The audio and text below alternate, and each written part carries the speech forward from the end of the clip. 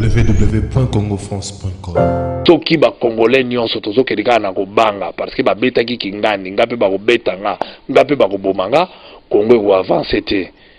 Omoni il faut de temps en temps ba misupe ba telema pour l'intérêt général ba kende so ba kolia ba le so ba koboma ba bobi ba lo ba ke wa ba te tikala ba ba misupe ba kotikala ba ko ne komba yango. Moi je pense que na minute on doit réfléchir te que bakoyela nga problème to bakobeta nga to bakosala nga bakoboma nga nazotala mboka na otala bakongolais tozobundela nango namoni ke moral na nga conscience na ngai nakende kovote loi wana conscience na ngai ya tranquillité. Je ne peux pas soutenir loi wana parce que namoni ke ezomema biso na danger oyebi kimi otozwi eza na prix ya makila. Plus de 12 millions de victimes congolaises, c'est-à-dire au moins plus de combien de millions de morts au Bakufi na Babitumba oyo, plus de 4 millions de déplacés na kati ya mboka na biso à l'intérieur tout comme à l'extérieur. Na peperdango mingi ba d'accord nango te, même si ba obanga koloba ba ba obanga, le plus important c'est d'avoir le courage, hein, d'affronter loko yo na ngona conviction te mingi bazo banga bazo bomba ma eza mawa mingi batu ba telema to kobanga ti wapi to bundela nde bande ko na ngai ya mboka na nga. Donc je ne peux pas admettre ngai na participer na eloko nazo mona ke population alingi yango te. En tout cas wana ata ba komemanga na makasi na okanga misu na olingo mona ngo te. Donc ataba meminga na makasi na parlement na voter yango te po na olinga yango te parce que na moni que peuple nanga alingi yango te puis ezo memela e mindondo les causes n'ont pas évolué. C'est-à-dire que tout ça toujours dans moi problème économique na Congo, ba fonctionnaires bazana no mal payé, ba enseignants n'en parlons pas, ba soldats, ba policiers, difficultés zali, faut armer na biso comme makasi to na minduki la police a équipé, ezo senga tout wana ba mbongo. Donc www.congofrance.com. Mesdames, Mesdemoiselles et Messieurs, partout au monde, vous nous suivez grâce à ce site internet www.congofrance.com. Ce site qui vous permet au moins à revoir actualité en temps réel et puis botika toujours aux réponses et à la préoccupation nabino na katia site internet oyo. Eh bien, parce que l'actualité bascule, parce que quatre coins du monde tozolo bela makam oyo zali ya politique ya mboka na biso. Lelo tozoli bino politicien moko oboyebi omesana ko solo nae politicien de grande envergure. Les alliés honorables Francis Kalombo lelo sur quelques actualités oyo bino botuna kibiso et aussi misali obligation ya kolukela bino et je m'en vais déjà dire mais Hervé bonjour. Merci pareillement. Eh bien, honorable, tokende d'abord malamoko na kati ya actualité, actualité automoni article de presse na ba vidéo et publié na monde entier aux contre loi électorale et le nini ya mabe omoni na kati ya loi électorale. Merci beaucoup, je pense que nazanga mogote ba congolais belé na kanishi na soutien bato belé. Le problème c'est que loi d'abord fait à l'impersonnel. Et que loi peut faire à la poe mais ma biso na kimia pour bongisa mboka place mangambeza bien te et là on a les prochaines loi où apparemment ils ont bien ils ont peut-être deux choses et là kalibosé zali le fait que surtout kei ndenge bazolinga basala ke avant élection salama photo que na recensement et que to ebiango bien que depuis mboka na biso bitumbesi là qui banda tant to na Sun City effectivement mutunio soit réclamant que il faut que les NATO recensent la population. Les Congolais, tout ça exactement combien et recensement il fait ça là. Or, qu'est-ce qui arrive? C'est qui fait que il faut plutôt se donner moyens pour avoir ça le recensement.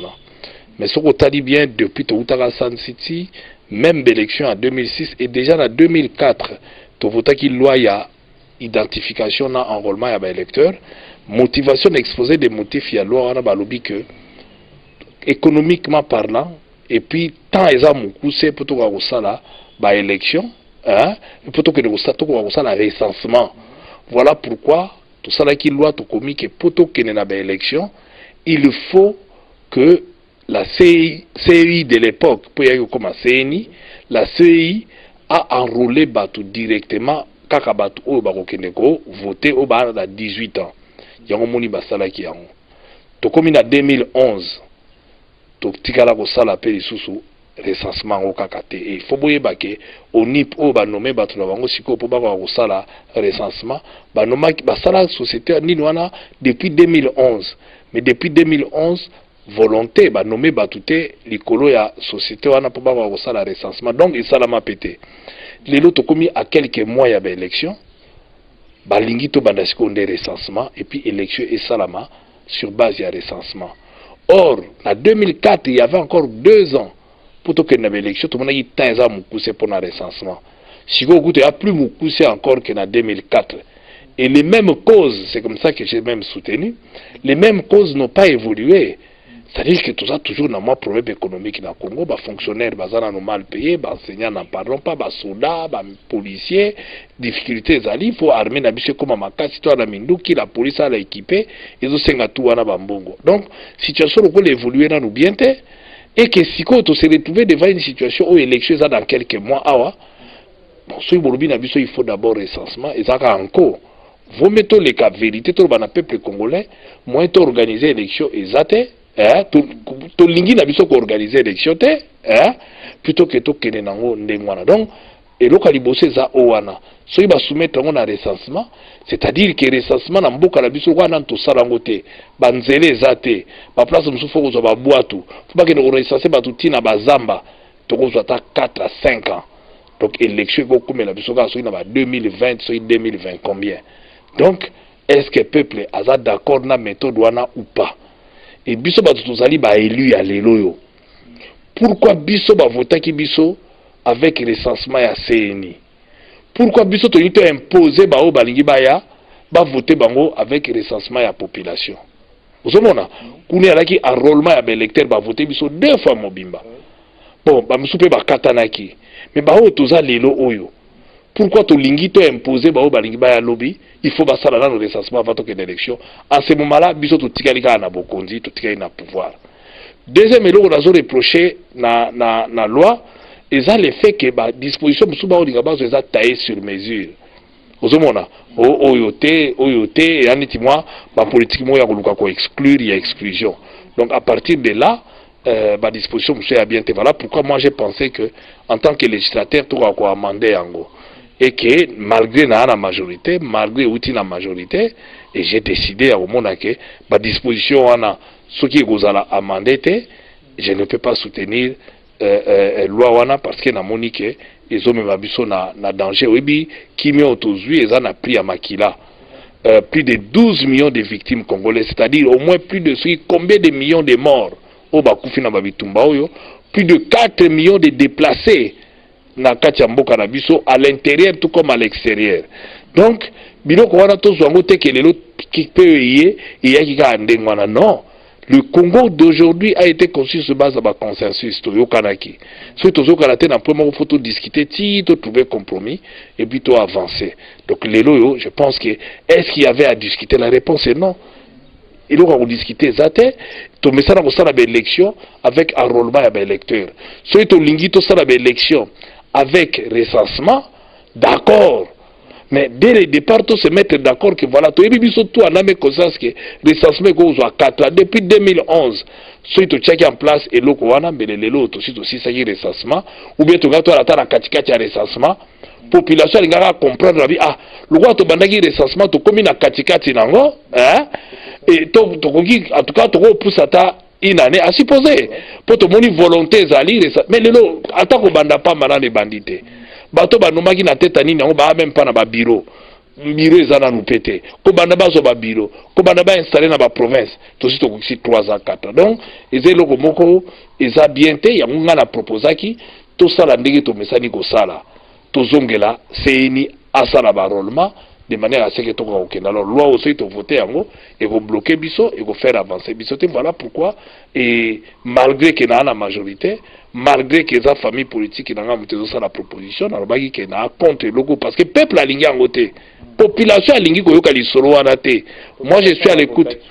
Oh bah voter qui non bah voter qui bisonyo son ndenge tout ça kuna. Et moi je suis à l'écoute de la population. C'est vraiment to linga Congo, to ba patriote, to ba na mboko, to lingi Congo, pe to lingi ba Congo parce qu'il y a une différence. Mutu musa lingi Congo pa li mbonga Congo. Mutu musa lingi Congo na ba Congolais pour ça les Congolais va se retrouver. Donc moi j'adopte le système on a lingi Congo pour na liambonga Congo te mais na lingi Congo na ba Congolais pour ba Congolais tous ala bien. Eh bien, honorable Olingi Congo, na ba Congolais pour bazala bien. Mais honorable Oboyaki révision en constitution. Oboyi lisu tomoni lisu su neni loi électorale awa, ozoboya yango ozoboya awa. Mais yonde to yebi oza 9 ya match. 9 ya match ya bande kona biso ya opposition. Ya bande kona biso kutu ya majorité. Na kati ya nyonso oyo ezali kosala, okomi opposant tondeni. Non, mais vous savez, dans la politique, c'était d'abord un politologue, en dehors d'être politicien. Et je pense que ce n'est pas question, il y a comme opposant. Je m'oppose non pas aux personnes, ni aux partis politiques. Moi, je m'oppose à Eloko Oyo Ezo, il y a quelle que soit place Ezo Outa.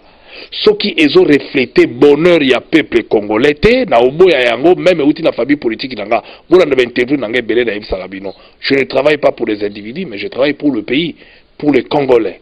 Bangonde mbapianga musalo na sala galelo yo bangonde balingi na sala. Donc personnellement je me suis opposé na révision et article 220 de la Constitution, tout simplement parce que zali fraude soit ko toucher disposition na par quelle magie to ko toucher parce que population assis a bloqué qui yango lobi to ko toucher yango te aller toucher même par référendum parce que bato musu ba lobi peuple aza souverain a ko sala o yemoko asaraki mais je tiens à rappeler aux uns aux autres. Cette constitution n'a jamais été élaborée par le peuple congolais. Je mets quiconque à défi. Dans quel sens? Qui sont les constituants que Bissobo exigenga un peu n'a obligé na kota na ba notion monsieur à droit constitutionnel pour nous faire comprendre. En plus je suis constitutionnaliste. Donc balobi boye na droit constitutionnel. Pour élaborer une constitution, on met en place ce qu'on appelle une assemblée constituante. Bachaka ngondengeni bomoni eluti ko lekana Tunisie.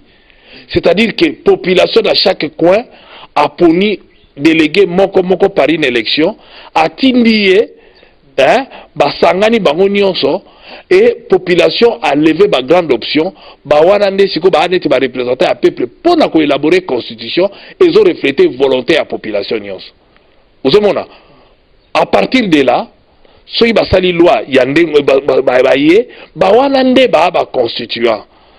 Le coup la population a poni bango va élaborer constitution et en ce moment-là pouvoir na bango est illimité en dehors à la nature, c'est la nature leur limite ou bien la convention internationale ya ni na droit de l'homme ni mteko limité bango mais bazali illimité bango ko lo bon pour na biso to moni moi na 13 ans à supposer moi na 13 ans ko bala baza illimité bango lo bon pour na biso to moni ko katsa balé na bois touté bako décider omoni donc baza illimité erwana mais tango basi babimisi constitution constitution qui na référendum peuple oyo atindaki bango a vérifier parce que bato ba comprendre le sens du référendum te a vérifier pour mon biloko to tlei bato ba ke ngoloba yango ba lobby tondimi yango à quelques virgules près et côté en vigueur erwana pouvoir na bango pesidi ko exister ba constituante wana. Mais la population qui a adopté par référendum peut revoir la constitution, mais en respectant les verrouillés, puisque ça a été fait à leur nom. Or, les loto yebi bato ba élaborer la constitution, oyo, mais la vite que la constitution na ngweza malamu, bulimbisanga, eza mabe, taillé sur mesure. Mais, le coup la constitution, oyo mute salaki élection en 2006, résultat bimi Jean-Pierre Bemba Ndimi, Roubero Andimi, Kengo Andimi. Tozongi na on a 2011. Tshisekedi Andimi même soka kozala na baduti ndinga lobaka. Mais au moins Andima na ye afandi na ye à se soumettre. Honorable, pardon que na lombango te yo ozali constitutionnaliste. Ozali osali pe lisusu ba étude ya bato o batanga mebeko ya mboka na biso. Mais ce qui olobi ke ba nini na biso eza bien te constitution eza bien te. Pourquoi pas ba modifier quelques points to ozomona ba quoi que j'en arrive. Aucune constitution au monde est à malamu. la meilleure constitution, c'est celle qui est protégée par sa population. Il y a un moni ba constitution ba réviser il y a France ba réviser on sait combien de fois. Il y a États-Unis même ba réviser mais sur Italie ba nini ya Cour suprême ba décision avant ba rendre tu sens quand même que tout a évolué et évoluer parce que le monde a évolué. Mais na mboka na biso na ka mboka na biso cette constitution d'ailleurs eza ma beponini on est incapable de le mettre en pratique même na moya lelo.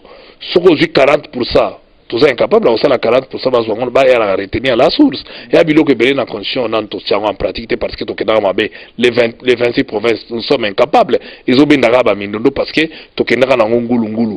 Je dis c'est ici parce que lokolo eza lango mabe mais et amena biso kimia et ba congolais ba kufa pona eloko yo faut te protéger yango to batela yango malembe biso te mutu tokoyi ko corriger ba disposition oyo eza verrouillé toko bongisa ba disposition mususu oyo tomoni ke eza nango verrouillé te esa leloko te mais oyo eza verrouillé tokoyi kosimba yango te mpo na nini to verrouillaki yango na ntina avec ba objectif oyo tose fixaki soki to verrouillé déverrouillé yango eloko etindaki lumumba boya eloko etindaki kabila muzazo minduki ekozongela biso lelo parce que bato babosala te ke muza akufi azwaki minduki mpona koboya dictature mpona koboya mutu moko afandaka 32 ans na bokonzi alongwaka te yango wana ntango tose retrouve soki otali na exposé des motifs ya constitution na biso balobi alternance na pouvoir c'est le mot clé tobundanaka kaka mpo soki mutu afandi alolingolongwa te yango babiso bazwaka manduki mpo balongola ye toboyi manduki mutu akozwa sous pouvoir na manduki te mutu akozwa pouvoir par élection alors faut me permettre élection yango esalama mpo nini mutu azwa bokonzi mais sikoyo tolingi toboya to violer constitution toboya élection esalama mpo mutu mosusu azwa te c'est ça le vrai problème omoni donc à partir de là je pense que eza badisposition ebele oyo eza emabe mais eza na mérite ke ba eyara Tshisekedi eyara bato mosusu bandimaki élection ya Tshisekedi ntango esalamaki baopozaki recensement te ya 2006 na nani baopozaki bien que alaki prévu to imposaki recensement te pourquoi ya lelo tolingi to imposer recensement alors que recensement on nanu pe bandi te soki ate bandaka mbele tolobi bon recensement lokola ebandi tozela esila nanu ebandi te lokola nanu ebandi te totika se ni na fichier na ye a rouler ba électeur et kozala kimi okota la mboka kozala malamu mais oyo komona batu vis-à-vis boye bozolo ba pena batu nanko il faut que na recensement avant to une élection boyebi ke kozwa bambula na bambula bon peuple ni na kondima makamba ndenge wana alors que peuple asi alobaki ke à chaque 5 ans faut to renouveler soki lelo bazo opposer biso babi ba sénateur basi ba hors mandat na ba gouverneur na ba député ya ba province faut ya nani soki ba prolonger mandat na bango eza pona bango balinga ba prolonger te biso pouvoir to boy donc c'est comme si to calcula ki to tika bango to kele parce que soki tant to sisa ki ba élection na biso ou bien to sangisa ki ba élection na biso na ba député provinciaux or soki to sala ki na même période bango balinga ba écourter mandat na bango tokokaki après tosali ya bango bolobi mbongo eza te sikoyo mbongo ya biloko mosu ekouta wapi donc biso moko to prolonger yango na nko mpo ya responsabilité na biso à ce moment-là nous étions incapables alors gouverner c'est prévoir nous n'avons pas prévu ces élections sikoyo mpe tolingi topusa baélection mosusu alors pourquoi koluka mindondo place mindondo eza te non je pense que eza responsabilité na biso motu tosali élection wana te eza foti na bango te alors biso mpe fo tojustifié te soki batuni biso to badolobo bango baumeli te baumeli mpo biso bato toza na pouvoir tolingaki toumisisa bango alors soki alaki plan na biso mpo lobi biso mpe toévoke yango en tout cas eza elengi te mpona kogérer mboka eza malhonnête de notre part moi je pense que loko tokoki kosala ezali ke totala na face totia Congo liboso na bacongolais liboso na biso badirigeant totala ndenge tokoki kosala mpo Congo etombwama Congo ekotombwama kaka na kimia kaka na paix oyo alingi Congo akoluka Congo bana bakongo babima na balabala te oyo alingi Congo akoluka bana Congo to résoudre baproblème na biso na kimia je pense que lelo loi wana biloko eza na kati ya loi bon soki biloko moko mabe alaki te mbele bato mpe bazosisa motu te soki alaki piéger te pourquoi bokoboya donc je pense que personnellement raison vraiment où ils ont poussé un mingi na boya babiloko wana moni conscient d'abord parce que baninga bandimaki to modifier te et puis le modifier serait craché sur la mémoire de plus de combien de Congolais au Bakindaki il faut ce to changer biloko ya babezali même article déverrouillé bana na biso ya bana na biso pona nini parce que biso batolaki na Sun City toyokanaka fo génération na biso ya Sun City sila après nde oyo koya sima nde koyi koloba elongola yango to esala d'abord pourquoi pe kolongola makambo ya mandat pona nini kolongola yango pona nini kolongola forme républicaine à l'état pour biloko eza verrouillé eza biloko oyo mutu moko ta kolinga ba changer yango même bana na biso pourquoi osala deux mandats te okende pourquoi Congo comme royaume pourquoi Congo donc c'est malamu ta ondimanga zate honorable toute notre question moko mutuna moko to monaki adjoint na yo moko azaki menacé pe azaki menacé après koboya ka makambo oyo moko oyo bandi lelo et oyo bandaki pe na constitution et tant aussi si makambo wana azaki menacé ti ba menacé à mort boke na nzela yo ozali ko banga te mabe komela yo to kamoko ya bongo komela yo. Mais oyebi c'est vrai adjoint na ngai Georges beta qui est de tiba boma et bakanisa ikutuka kufi babwaki na mai Dieu merci à la mouki à un hôpital santé na ils ont évolué bien Dieu merci mais attends asa mutali boso babetite to uti ko fêter martyr indépendance awa poto zo indépendance ba congolais bakufaki ponini baboyaki boumbu Simon Kimbangu bakangai na prison tia kufi aboyaki boumbu asala ba prophétie lumumba tozolela lelo baboyaki po aboyaki kiboumbu soki ba congolais nyonso tozokeleka na kobanga parce que babetaki kingandi ngape bakobetanga ngape bakobomanga Congo ko avancer te omoni il faut de temps en temps ba misupe ba telema pour l'intérêt général ba kende soki bakolia bale soki bakoboma babomi balobaka wa bato etikala bato ba misupe bakotikala bakonye komba yango. Moi je pense que na minute nazo réfléchir te que bakoyela nga problème to bakobetanga to bakosalanga bakobomanga nazo tala mboka na otala ba congolais tozo bundela lango na moni ke moral nanga conscience nanga yi nakende ko voter loi wana conscience nanga ya tranquillité nandi mabiloko wana eza tranquillité non pas pour outila non. Moi j'ai toujours dit j'ai soutenu Joseph Kabila, je suis d'abord parmi les premiers, les number one à Matsa Banderole à soutenir Joseph Kabila et le pilier c'est là si ça non. Donc, quand je l'ai soutenu, c'est sur base de programme qu'avait Joseph Kabila, de pouvoir pacifier ces pays et amener la démocratie. Il l'a fait. Nous lui devons le Congo d'aujourd'hui à pacifier Mboka, Bitumbe Sidi, à mener la élection. Il y a un programme à 5 chantiers. Je l'ai soutenu et j'ai bâti campagne pour parce qu'il fallait Congo reconstruire Mboka. Il y a un programme à révolution à modernité. Je l'ai soutenu pour tout avancer.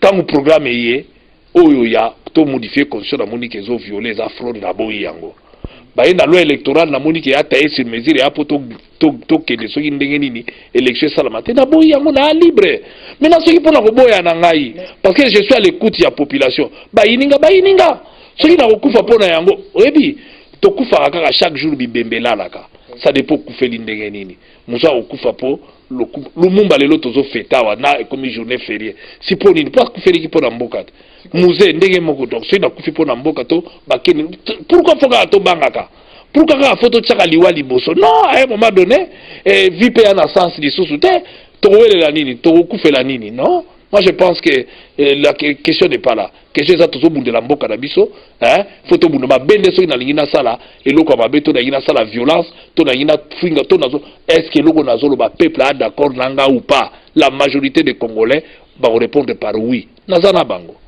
Et boss il y a site internet José Didi Dipumba alingi ayeba po oza parmi oza kutu parmi te yo muto bandi à faire oyo ya ba jeune kabiliste ou association ba jeune kabiliste ya PPRD ozali parmi batu oyo ba bandi pe affaire oyo ko regrouper ba jeune pour na affaire politique tango bandi makambo nyonso ba opposition banzela ozali ko landa oyo ba jeune nyonso wana ba kolanda pe yo olingi ba jeune to par ligue des jeunes wana etelemela elanda nzela na yo etelemela makambo o PPRD azali ko emboîter. Non, le PPRD c'est un parti politique, chacun a droit d'un chapitre, à quoi le bélo roya lingi, ma kanisi nangayo nazolo bezien m'engage que moi-même, personnellement, à titre personnel, et je suis contre, je pense que la majorité est congolais, que ça soit un PPRD, et là, même d'accord, même mingi banga koloba, to bazolo bate, et je reçois des appels et des encouragements des uns et des autres. Le peuple congolais de gauche à droite partout, bah, on a besoin de Moïse Katumbi à la candidat pour voter comme président de la République. Mais pour l'instant, il ne l'est pas. Mais tout le monde a fait une agitation à Batou. Il y a la loi taillée sur mesure de manière à ce que Babouya. Cette question ne devait même pas être soulevée puisque la question est déjà tranchée par la Constitution. La Constitution est congolais d'origine. Toute personne dont les parents n'a banini balaki na Congo avant 1960. Yango bomoni le président du Sénat Kengo Adondo alaki candidat à l'élection présidentielle. Il est congolais d'origine bien que bomoni a un métier tout baby papa na polonais, maman na d'un côté parti moussa d'origine rwandaise. Mais il est là, il a été candidat, on l'a accepté donc on l'a accepté parce qu'on savait qu'il allait perdre. Mouto bamoni ka koyi ko gagner au niveau Misamanzaka. Non, la réponse et le Kouana soit bazo taillé sur mesure, faut que bakosa la biloko ya l'impersonnel. O to ko ya na Congo so na makanisa malamu pa bongisa mboka na biso. Tokoyambaye akobongisa mboka. Ce n'est pas la peine bato ba ndo sala makambu. Oya ngana ibisa kabino, webinga ba idanga même le bato bela diaspora tout simplement parce que o soutena Kabila, oza mutu ya nini boyena bona ezalaka koyebisa. Nazalaka koyebisa ba. Ngayito tuna okutu honorable Babi, yo oza parmi bato o basote, oza kutu mutu soutena Kabila banderole liboso nde olobaki yo mutu temisaki yango, mais na minute ba oloba trahison te ou trahir te. Non, ce n'est pas une trahison. Moi, je ne peux jamais trahir Kabila. On nous amène une question et je donne mon point de vue. Je suis contre. Est-ce qu'il faut qu'on dise oui, ma communion c'est quoi? Boyebinga biente. Moi, na vivant na mboko yo, na yebi mboko, na yebi pelo na. Dans un sabatuke, na randa kaba individualité mais nazo sala oyo aname conscience eza bien. Kabila yaki na programme à pacifier mboko ezalaki malamu to pacifiama. Aye pour la reconstruction na ndima. Mais si ko parti politique dans solo baete et yena eloko ya ko revoir constitution na boya ki yango ba yena eloko ya ça peut na moni ezomi mabiso na mabe est-ce que ce eloko ezomi ma peuple mabe nandi maga parce que na la famille politique wana nandi maga parce que ezo ute pa batu na ngai non ngate uti na propre ndeko na nga ata soki propre parent na nga mutu a proposé yango soki na moni eloko eza ya mabe na koloba keza mabe mutu na bato bayebinga. Donc moi je dis que eza mabe eza vraiment mabe même temps bazoyaka na biloko mpona ko exclure mutu d'ailleurs mpona nini faut exclure Congolo ana projet mpona Congo bo permettre ye aya asilakisa projet na ye ekoka ko avancer plutôt que koluka lelo a gouverneur hein azalaki congolais. Le roi Inga Koma, Tobo Monique Alinga, la candidat président comique, d'abord il ne s'est pas prononcé. Hein? Faut battre à la patience. Et même Boubandi déjà au la loi, taillé sur mesure contre yé. Mais finalement, quand est-ce que les Congolais ont battu la qualité pour diriger Mboka? Donc, moi je pense que les lois à table dans les Batouba Inanga parce que j'étais incompris, Batouba compris d'Angate, mais na travail rapport na Batouba. Na travail rapport pour Batouba Lingangate. Jamais. Moi, j'ai en âme conscience, j'ai fait au Moutema Nanga, Moutou Nanga, Zoti Nanga, pour l'intérêt peuple Nanga. Peuple Nanga, il a besoin de paix, à soutenir Kabila, pour mon aguille, même à paix. Peuple Nanga, il a besoin d'élection, à soutenir pour l'élection. Peuple Nanga, a besoin de reconstruction, à soutenir pour la reconstruction. Le peuple Nanga, a besoin d'élection, tant que les locaux, ils ont contre l'élection à Boyango. Peuple Nanga, a besoin de constitution et Fada, va toucher 220 T, hein, tant que on a le but, n'a boyi pour le peuple à Lingangote. Si les locaux, attends les lots. Et le peuple a dit beaucoup n'a voté c'est pas le gars en beza na loi électorale beaucoup n'a voté ngo pe na la propagande nango boka moi alors ngana zawa pona teke o balinga ngate muto aluka balinga e ba uinae sale loko po mutu na yo etindi o sala pour intérêt général o ya sala pour intérêt général batombola ka même na miso nzambe et vous allez toujours nesengo. Donc moi je pense que meilleure protection atabata mokili ngo ba ye ba okananga. Mais la kansi na osenga protection nzambe yende mutako batela batu yende mutabatela ka yende mutu ataboye na plan de na go de joango le reste ils ont côté to bona mingi balala ba garde du corps ba sala ba onga mabe ça n'a rien à voir to tchenga nyuso na maboka nzambe o ngana ko bundeleza nde mboka ranga o nazo bundela nde bande ko na ngai ya mboka ranga. Donc je ne peux pas admettre ngai na participer na eloko nazo mona ke population alingi yango te atuka wana ataba ko memanga na makasi na okanga misu na olingo mona ngote. Donc ataba meminga na makasi na parlement na voter yango te po na olinga yango te parce que na moni ke peuple nanga alingi yango te puis ezo memela e mindondo. Le problème il suffit pas kaka ko boya yango mais zo mema mindondo ko mema biso apito ko gagner nini na loi électorale wana bo ba ba yebi ba na ko gagner na kati ba mo ba yebi mais ngaya tuka na analyse ngo de bout en bout na moni bénéfice à peuple congolais na kati wana te wana na za compte loko. Merci tokomi na suka ya émission oyo entretien oyo ezalaki na mwana ya mboka Francis Kalombo. Certainement ndebino bato bo comprendre qui était aujourd'hui. Je pense que bo comprendre parce que azalaki vraiment clair na monae et surtout que na ba point de vue na ba point nyonso o ba lobaki ponae. Mais question ya suka ezalaki oyo bino botunaki biso yango to rotunae poto tia terme na édition oyo ezali ke honorable Francis Kalombo oza na majorité to olongwe. Non, naza, attends, dis-moi, ce que ça contre-disposition, et l'ingolo bolongwe, te nga naza la majorité, tout le monde va frondeur à parti socialiste de la France, baza contre ma disposition, mon parti de la maison soit balongwe. C'est ça la démocratie. La démocratie, faut pas tolérer, faut pas admettre que nga ina boye loko bango ba yenango, o bango ba lingi na boye yango, loko na boye yango, non pas nga moko. Peuple congolais dans sa majorité, à peu près 100%, à l'ingin peut-être 99, quelques moutons, parce qu'il y a quelques individus, même des tofania na peuple rango, mingi ba d'accord nango te, même si ba banga koloba ba banga, le plus important c'est d'avoir le courage, hein, d'affronter loko yo na ngona conviction te, mingi bazo banga bazo bomba ma eza mawa mingi, batu ba telema tokobanga tiwapi tokenango tiwapi soki tobangaka mbele muza akimisaka dictature ya maréchal te soki alaka na kobanga mbele a préserver vie na ye jusqu'à donner de sa vie lelo toa ferie ete mpo na nini mpo babomaka ye lumumba toza ferie mpo na nini héros national basaleli ye monument. Moi, je ne dis pas que je prends les risques pour passer un monument. Moi, je veux faire changer les choses dans mon pays. Nous avons besoin de monumenter, nous avons besoin de locomoter, mais bateau va comprendre que ce n'est pas que nous courons derrière un danger. Il faut qu'il y ait quand même des hommes et des femmes. Malgré le risque que tous les autres, balobake et loko soke za bongote tokobanga nini tokobanga tiwapi mboka na biso ba congolais bandeko na biso parce que pona kolobela ndeko na o vérité que eloko ba ye nango eza mabe po biso batoza na eloko yango problème ya wapi. Moi je dis c'est que je conscientise la population qui est à bongoté. Donc nana tina te ke na luka ko flatter to bato balo bananga boina boy non, je me bats à l'intérieur pour que les choses changent. L'opposition n'a pas le monopole ya ko boye loko. L'opposition a sa façon de faire, la majorité aussi a sa façon de faire. So ina moni loko za mabe na majorité na koloba yango za mabe. Moi je pense que eza point de vue nanga eza ndengwana. Ce que l'autre est à ta lobby, ce que nous sommes à ma bena goboya, ce que est à madame Narundima, point barre. Je me bats pour que les choses changent et Zamaloba ya mwana mboka Francis Kalombo na maloba onde totie terme na édition. Merci de l'avoir suivi, merci à vous. Oui, c'est au moins en est dans l'opposition, dans la majorité, t'es botiki na la katika chanzela, na la katika chanzela, mais na gansi katika chanzela on est tondi ba congolais. Ba tondi basé belo ba na katika tiwana o balingi des changements.